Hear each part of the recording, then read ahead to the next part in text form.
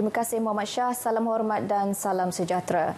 Taman Asuhan Kanak-Kanak Taska dan Taman Didikan Kanak-Kanak Tadika dibenarkan beroperasi sepanjang pelaksanaan Perintah Kawalan Pergerakan PKP yang berkuat kuasa esok di Sarawak. Menteri Kebajikan Kesejahteraan Komuniti, Wanita, Keluarga dan Pembangunan Kanak-Kanak, Datuk Seri Fatimah Abdullah berkata, perkara tersebut telah dibincang dan diputuskan bersama dengan Jawatan Kuasa Pengurusan Bencana Negeri JPBN Sarawak.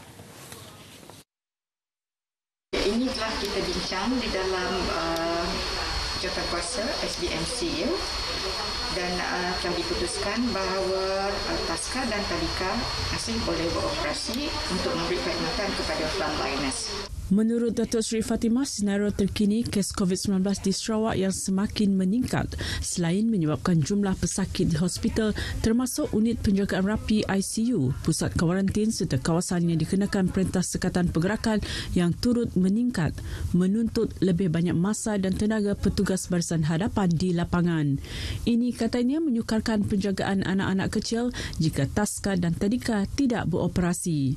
Justru pengoperasian pusat penjagaan ini merupakan salah satu cara kerajaan menjaga kebajikan petugas barisan hadapan dengan memberikan kemudahan penjagaan kepada anak-anak mereka.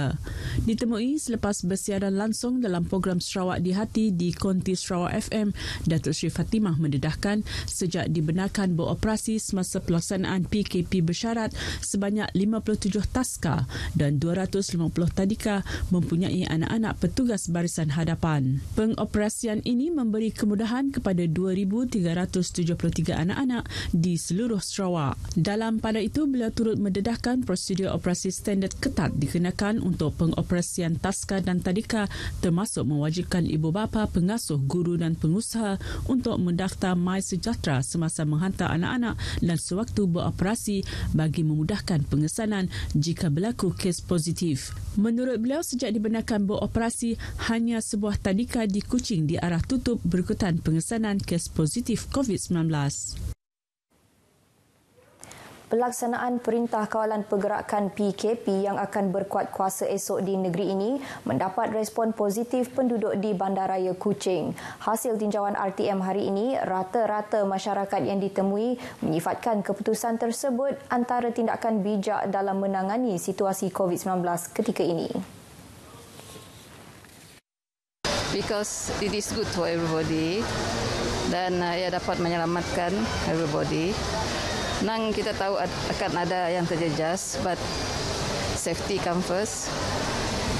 Dan kehidupan nyawa lebih penting daripada segalanya.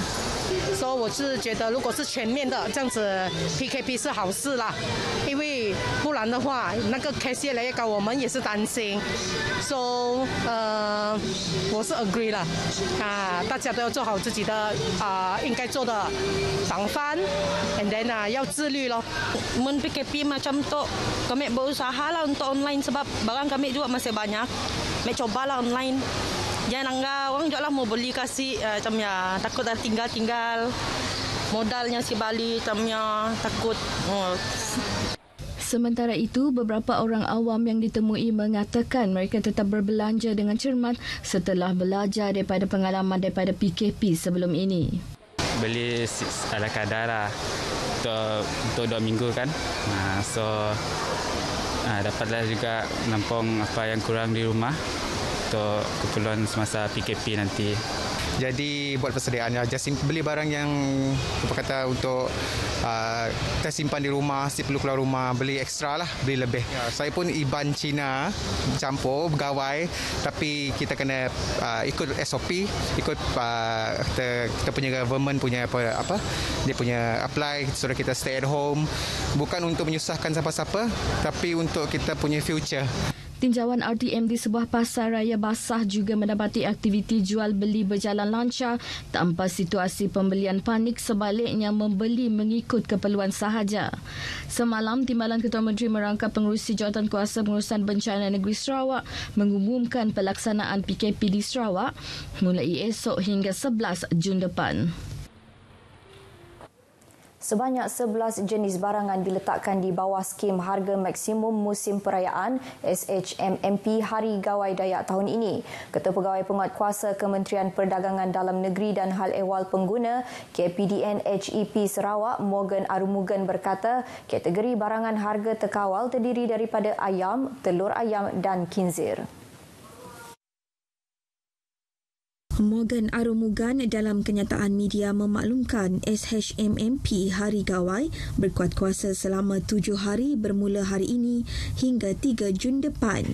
SHMMP Hari Gawai dilaksanakan bagi memastikan harga barangan keperluan yang berpatutan sepanjang sambutan perayaan tersebut yang akan disambut pada Selasa depan.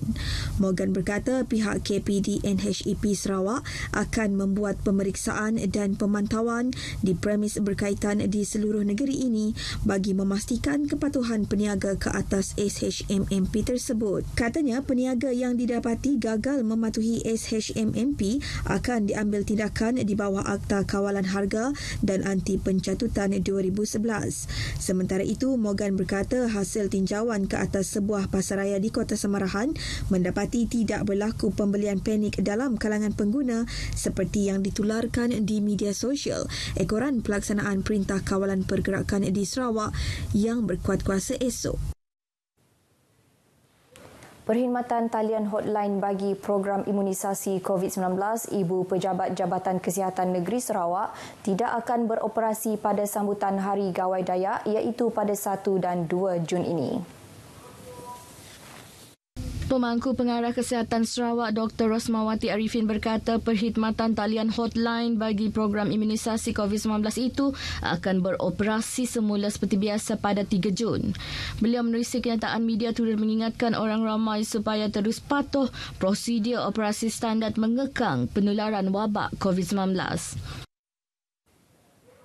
Sejak beroperasi pada penghujung tahun 2019, Pusat Penyelidikan dan Pembangunan Bio Valley Sarawak terus mengorak langkah menyahut visi dan misi kerajaan negeri mengkaji kepelbagaian biologi dan produk tempatan yang berpotensi untuk dikomersialkan.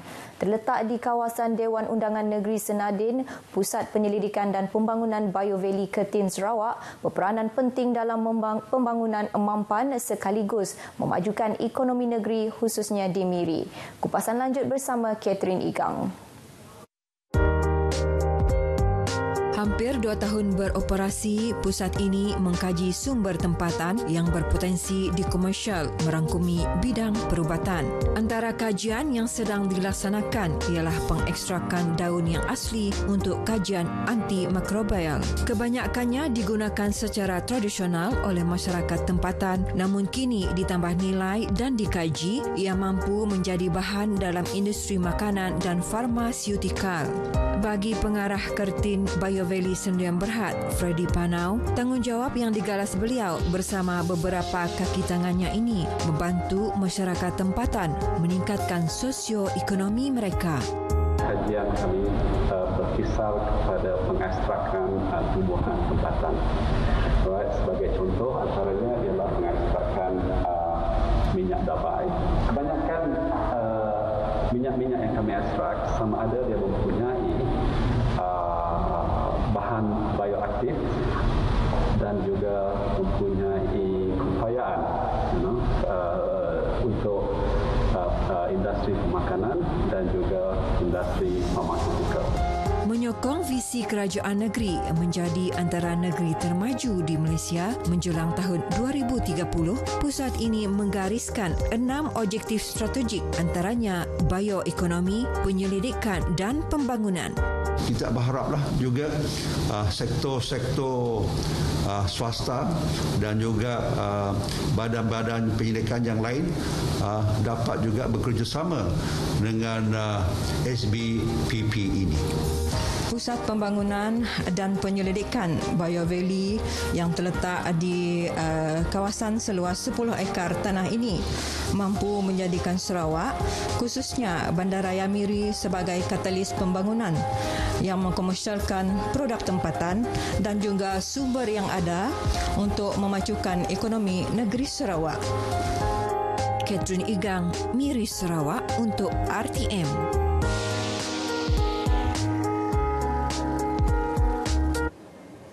Sekian berita dari Sarawak. Kita kembali bersama Syah di Angkasa Puri. Silakan. Terima kasih.